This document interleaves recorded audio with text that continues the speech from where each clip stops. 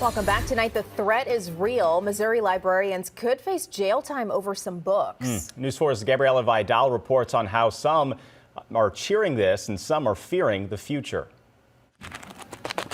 Be it an escape from reality. Sometimes a safe space for students and faculty. A safe space to learn about other lives, cultures, and identities. Every parent has the right to determine what their child can read, but that right only extends to their children, not everyone. It's books like this one, Genderqueer, now being taken off school districts' library shelves as a new law banning sexually explicit material takes effect.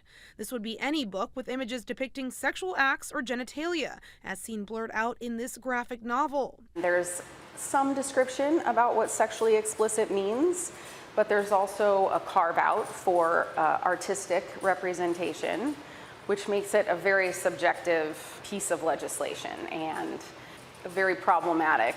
A spokesperson for St. Charles County Parents Association tells News 4 this law is necessary, saying in part, quote, "Unfortunately, we have grown adults who do not know instinctively that showing an elementary student a book about homosexual or straight sex acts is not their role or their call as an educator, so laws limiting their ability to do so are necessary." But Grace Hagan, Director of Operations and Inclusion at the Novel Neighbor, says it's a law providing more panic than good. What it's led to, even just this morning, in contact with some school librarians that we work with, trying to figure out what they need to do to keep themselves out of jail or to avoid a fine, and balance that with their values of providing books to children. Districts including Parkway, Melville, and Rockwood have already pulled certain graphic novels off their shelves in response to the legislation. My concern is schools will censor themselves beyond even what the laws are saying because they don't want lawsuits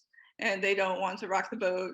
And as a result, my kids' education will become watered down. Rockwood issuing a statement stating in part, quote, "Rockwood's compliance with the state statute does not change our vision to provide a wide range of reading materials to meet the needs of all students and our goal of universal equity, opportunity, and access outlined in our strategic plan." Librarians are expert in this area of knowing what to recommend, and this book might not be recommended to a first grader. Hagan says 15 of the 22 books now banned from Rockwood feature queer storylines and or people of color, leaving parents like Libby Sims concerned images aren't the only things that will face censorship. More is coming. We're going to ban other things. We're going to take this to the public libraries, and it's a slippery slope. This isn't going to keep these images or worse ones from children.